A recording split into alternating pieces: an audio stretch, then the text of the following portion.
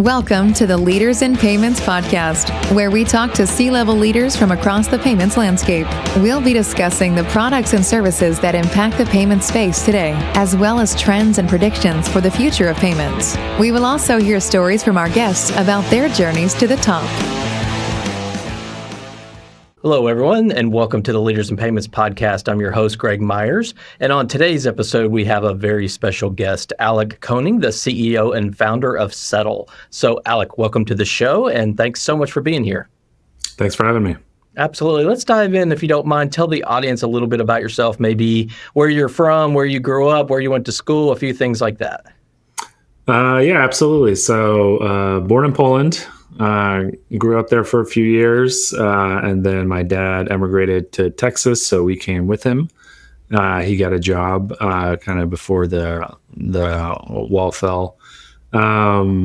So grew up most of my time in Texas, in Dallas specifically. Went to school in Baltimore, and then after school kind of came back to Dallas. Worked at Capital One.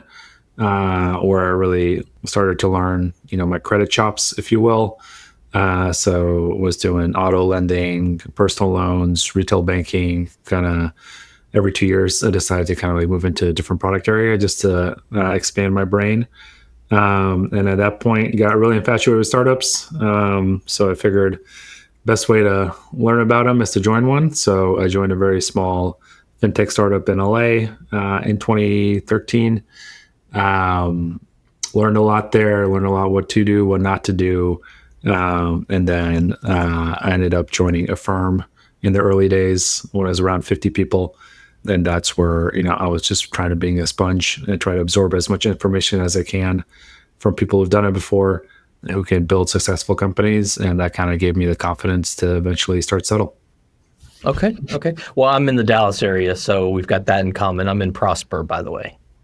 Oh, cool. So used to be tiny town. Now I'm sure it's very much expanded. It is. Jerry Jones owns most of the land around here, and he sold it. So it's growing very quickly. Let's just leave it at that. But yeah, thanks for sharing that. So let's talk about the company. So tell the audience what Settle does. Yeah, we're building backend software for growing businesses. We primarily focus on CPG companies. So they could be selling online, offline, into wholesale, whatever it is. So we're trying to build a very vertically integrated SaaS company. So today, the product stretches from accounts payable software. So think of it like a betterbill.com. We've added procurement, so customers can generate purchase orders within Settle. We connect directly into the catalog of goods.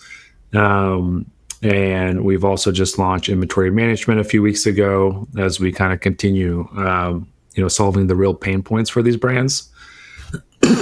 Sorry. And that will kind of give you a direction of where we're going. So we're going to be launching inventory planning here fairly soon. And then, next year we have a lot of interesting product ideas cooking up. But one of the main differentiators for us as well is that we've embedded working capital into the product. Just as we've learned from these brands that one of the biggest problems and pain points is actually getting working capital, because these businesses are very cash intensive. You need to procure inventory before you're able to sell it. And that's the biggest expenditure. So we provide working capital within the platform. So if you're paying a vendor, let's say your manufacturer or whoever else, we'll pay them directly with Settle's money. And then the brand can pay us back anywhere from 30 to 180 days later, just depending on their cash conversion cycle.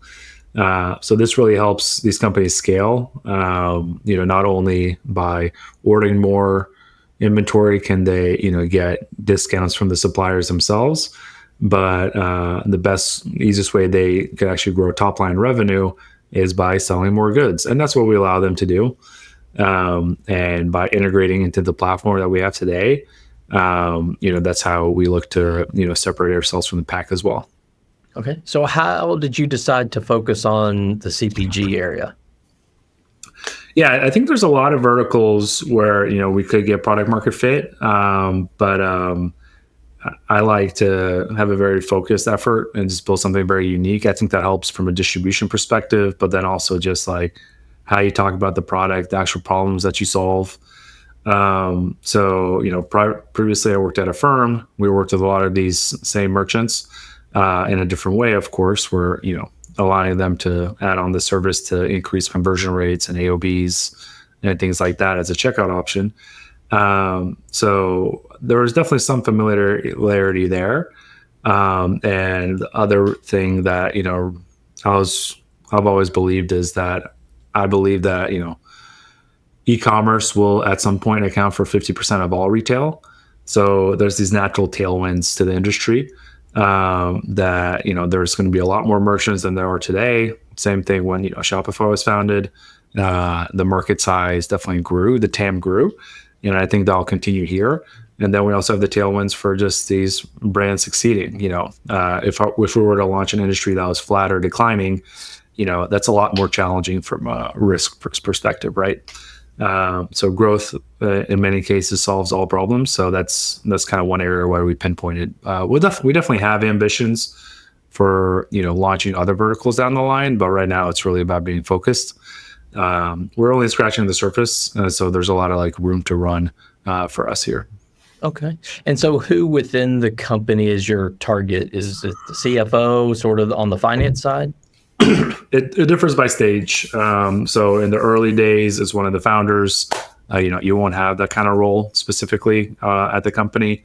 As the company scales, it's usually like a finance person or an external accountant. And then as the company scales further, it's usually like the VP of finance or things like that within the company. So it definitely depends on the stage. But that's something that's very important for us when we're actually targeting these customers. If it's marketing or sales or just how we talk about it, that's how we kind of break it apart. Okay. And do you go to market through a direct sales team, through partnership channels? How do you go to market? Yeah, it's pretty diverse. So there's definitely direct, inbound, outbound. We always have a nice steady word of mouth from our customers. So I thank them for that. But one of our bigger channels are these accounting firms, where they become the day-to-day users of the product, and we've had to spend a lot of our engineering effort in really fine-tuning the product for them. They have a different view. Exposure of the product than the normal customer does. So we kind of have this one way they can work on it, one way customers work on it. And it's just so crucial to our growth that we want to make it easy for them. And if we can make them more efficient or become more valuable to the customers, then we all win in the long run. Okay. And you mentioned that the working capital being built in is a differentiator. Are there other things that you would say differentiate yourself from your competitors? Yeah. No one's doing exactly what we're doing, so that's great. But that does mean we compete with a lot of point solutions. So let's take, Bill.com for one example. So, 800-pound gorilla, public company, still growing. They dominate the market, kind of in our small business to mid-market area. So, we differentiate in a lot of ways. So one is UI, UX. We feel like we're much easier to use. Payments are quicker. We have procurement built into the product. So for these companies specifically, like these e-commerce brands, it's a big part of their job that they do. So that's built in, and from that, we're able to really do three-way matching automatically, which saves them a lot of time and more specifically saves them money. Inventory management obviously is a differentiator there as well. That's something, a software company like that does not have. Financing, as you mentioned. So it just kind of depends who you're kind of putting us against. There are standalone procurement companies, but they don't have the payables or the inventory management or the financing. There's finance companies. They don't have the software that we do. There's inventory management companies, but they don't have, the payable side of the house or lending. So that's how we kind of think about it. It's really the value is really driven by having all things working together seamlessly, vertically integrated. where we could, derive most of the value for the customers. Okay. So when you step back and look at the kind of broader industry, payments, fintech, and certainly you can answer this in the context of what you do, but where do you see the industry headed, say, in the next 3 to 5 years?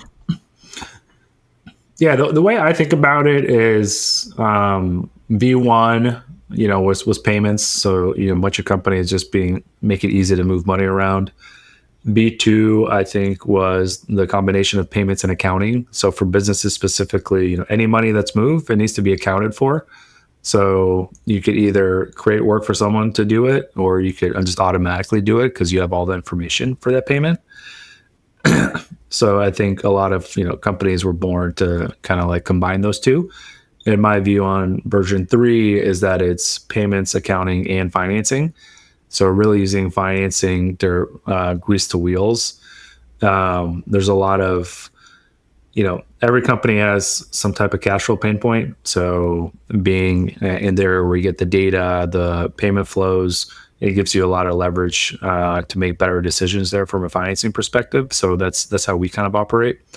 And I think, generally as we move forward, I think this has been said by Angel Lestrange and others, but I think every company in one way or another becomes a fintech company, just by you're able to add on these different things to make the product more powerful and then be able to monetize it better. Right. Do you today use blockchain or have that in the roadmap?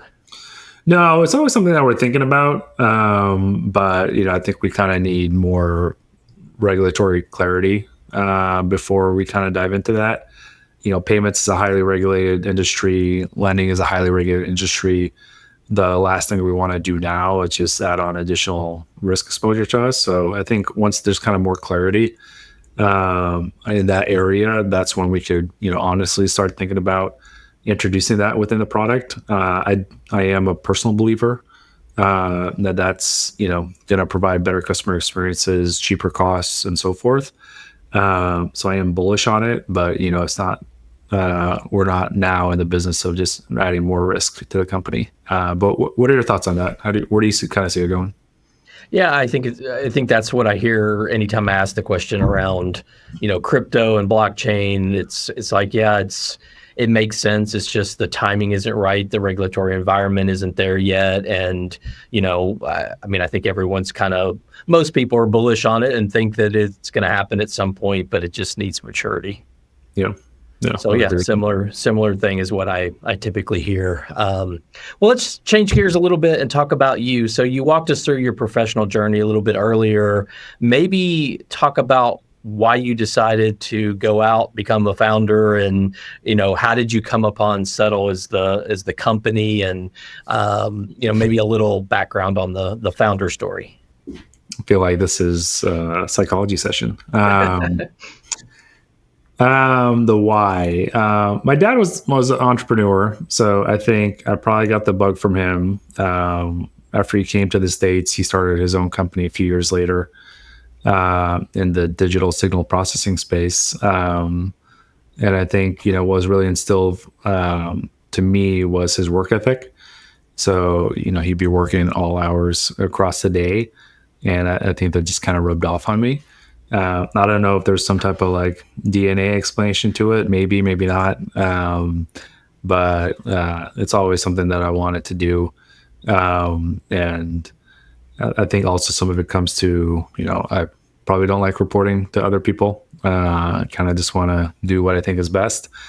So that's probably plays some role into it. But I'm a definitely believer in being able to kind of change the future and put your mark on it. And I think the best way to do that is actually through a for-profit company, because you're able to achieve much, larger scales than a nonprofit could, and, generate your own revenues to kind of drive the vision and mission of the company.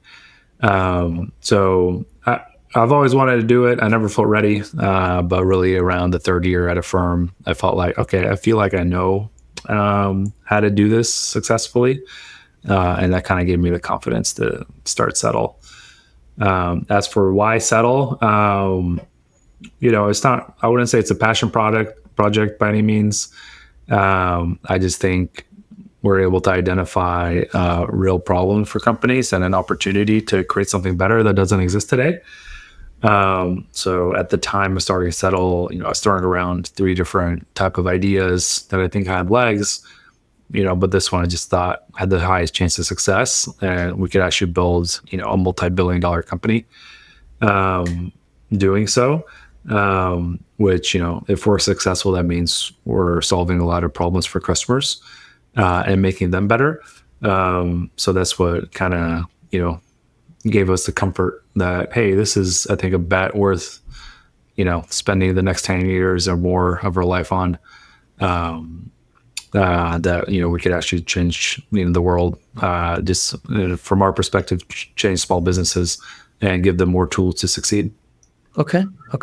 So what are some things you're passionate about? So maybe one work-related passion and one personal passion.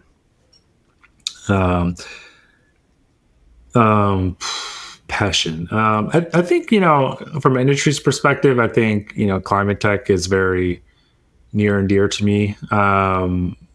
Something I might not be, well suited from like a founder market perspective, but something I think I probably want to spend the later of my years of my life on.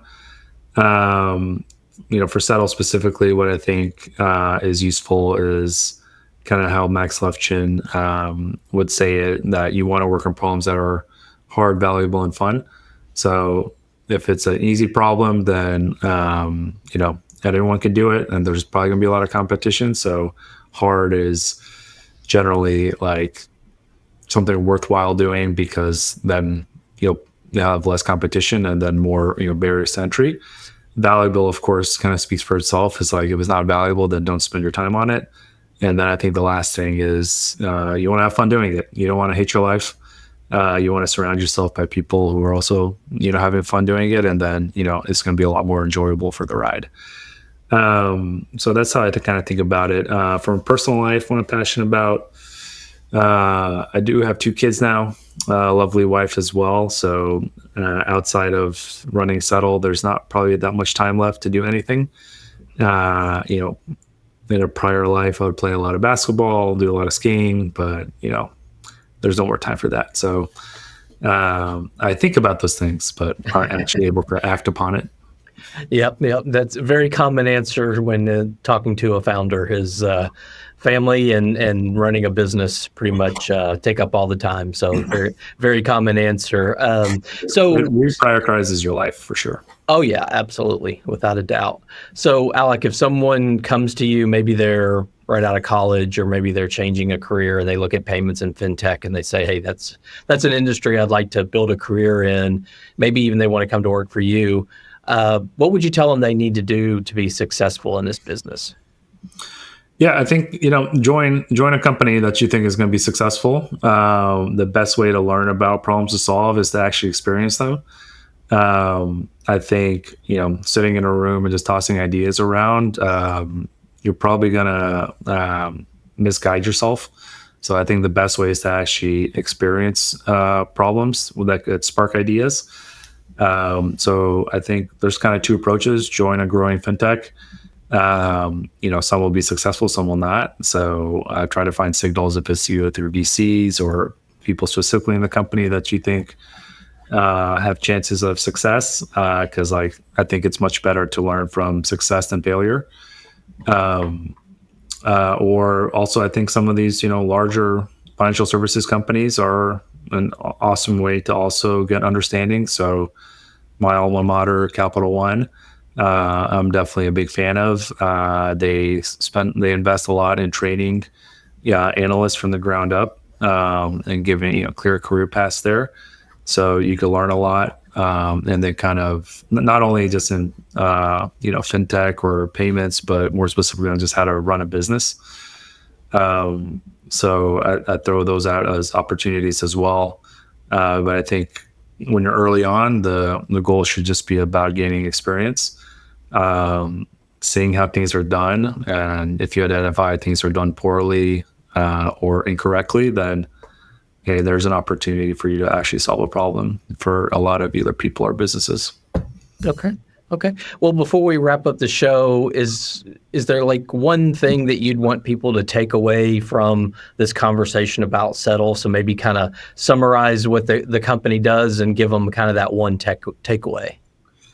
Yeah, we're building a cash flow management platform for businesses. We want to solve all the businesses' jobs that are either finance or ops. So that's what we're on a mission on. So if you want to help us succeed that mission, please reach out, come apply. I think we have a bunch of open roles in our mission to take over the world. So this is just the starting point. It gets a lot more exciting with the scale that we get and the other types of products we're able to build. And I think it's a very exciting time for Settle and the ecosystem in general. Okay, great. Well, Alek, thank you so much for being on the show today. I know your time is very valuable, so thank you so much for being here. My pleasure. And to all you listeners out there, I thank you for your time as well. And until the next story. Thank you for joining us this week on the Leaders in Payments podcast. Make sure you visit our website at leadersinpayments.com, where you can subscribe to the show and where you'll find our show notes. If you enjoyed listening, please share on your social channels as well.